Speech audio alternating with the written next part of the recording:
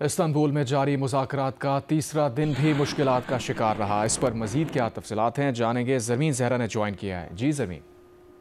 دیکھیے استنبول میں پاک افغان طالبان مذاکرات جو ہیں وہ جاری ہیں۔ تیسرا دن بھی مشکلات کا شکار رہا ہے کیونکہ ڈیڈ لاک برقرار ہے۔ پاکستان اپنے پیش کردہ منطقی مطالبات پر قائم ہے اور ذرائع کا بتانا ہے کہ افغان طالبان کا وفد جو ہے ان مطالبات کو پوری طرح تسلیم کرنے کو تیار نہیں ہے۔ میزبان ممالک بھی تسلیم کرتے ہیں کہ پاکستان کے یہ مطالبات معقول اور جائز ہے۔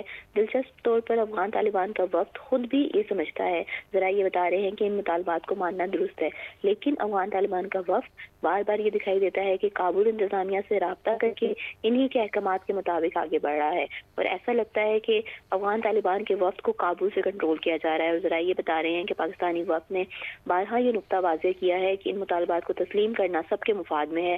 میزبان ممالک نے بھی افغان طالبان کو یہ بات سمجھائی ہے، لیکن ایسا کابل انتظامیہ سے کوئی حوصلہ افزا جو ہے کوئی جواب موصول نہیں ہو رہا، جس سے تعطل پیدا ہو رہا ہے۔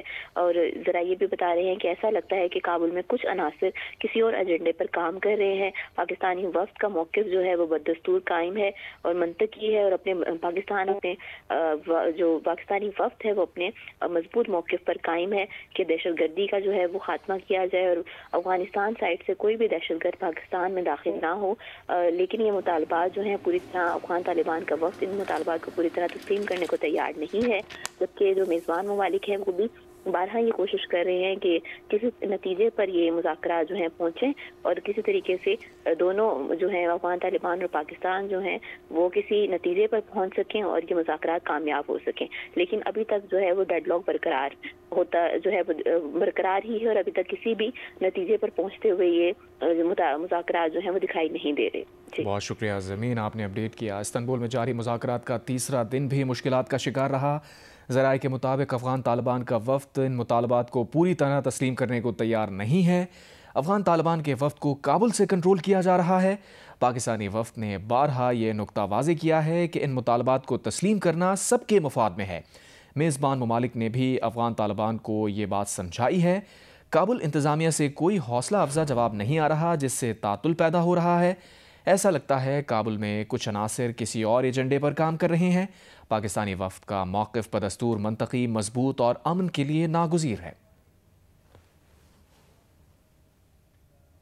استنبول میں جاری مذاکرات کا تیسرا دن بھی مشکلات کا شکار رہا۔ ذرائع کے مطابق افغان طالبان کا وفد ان مطالبات کو پوری طرح تسلیم کرنے کو تیار نہیں۔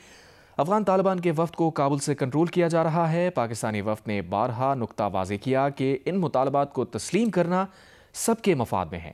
میزبان ممالک نے بھی افغان وفد کو یہ بات سمجھائی ہے کہ کابل انتظامیہ سے کوئی حوصلہ افزا جواب نہیں آ رہا، جس سے تعطل پیدا ہو رہا ہے۔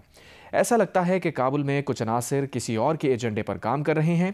پاکستانی وفد کا بدستور موقف منطقی، مضبوط اور امن کے لیے ناگزیر ہے۔